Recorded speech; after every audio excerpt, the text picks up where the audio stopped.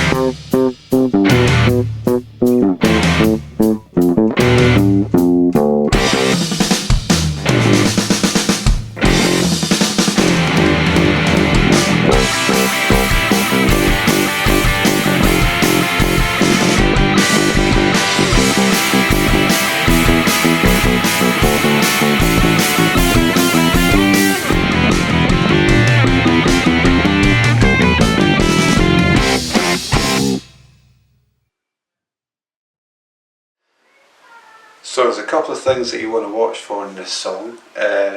Mainly it's made up of lots of rhythms that involve lots of quavers, so it's quite easy to be able to get hold of a lot of the rhythms because you're just thinking it quavers the whole time. There's only actually a couple of rhythms that really happen in the whole song. There's a rhythm at the very start which is just straight on the beat going 3, 4, 1, 2, 3, 4, 1, 2, 3, 4, 2, 3, 4. And then there's quavers that kind of intersect that. It's really easy to get a grip of. There's only one rhythm that's a little bit tricky. That's the rhythm that happens around bar in the end of the C section when it's going to go 1, 2, 3, 4, 1, 2, 3, 4, 1, 2, 3, 4. That's quite a fiddly little rhythm just to get a grip of. Can mean you can kind of get a run away with it as well.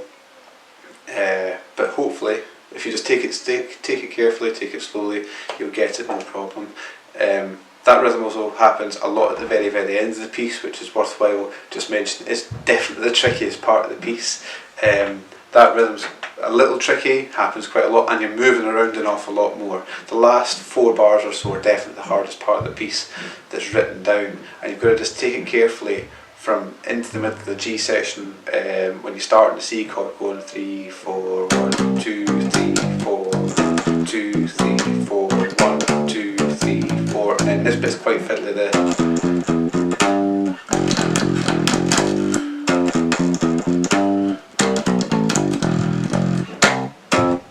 It's really worth taking that bit very carefully. So for the 2 areas that you need to come up with something to play in, first of all there's the guitar solo section and then there's the bass solo. For the guitar solo you're just accompanying it. You could do maybe one of 2 things. You could take that rhythm that we were just talking about and just play the root notes of the chords. So just play C, then G, then F, then G again, and then so on. Also you can just play straight quavers going da da da da da da da da. So C.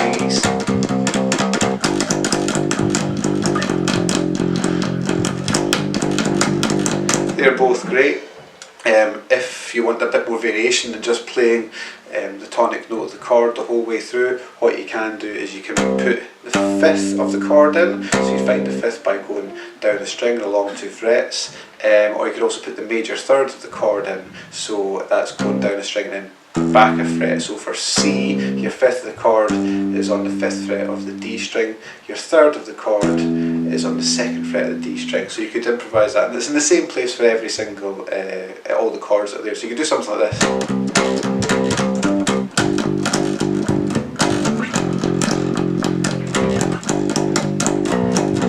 So that's just mixing up kind of a lot of the notes of the chord with what's already in there.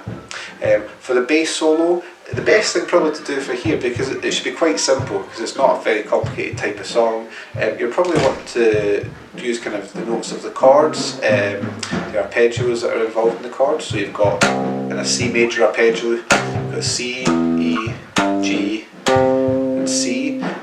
In the G major arpeggio, you've got G, B, D, G. You also got this B up here, which is quite useful. So that's what the solo that I played in the demo is all about. So you go.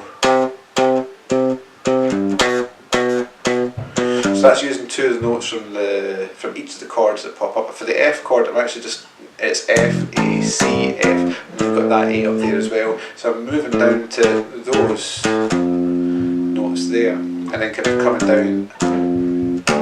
It's kind of a G7 arpeggio, but not quite. But certainly stick to those kind of ideas. You could do a different kind of solo using the same idea, but I would keep the rhythms quite simple. You don't need to go for this kind of solo. Keep it quite simple and go.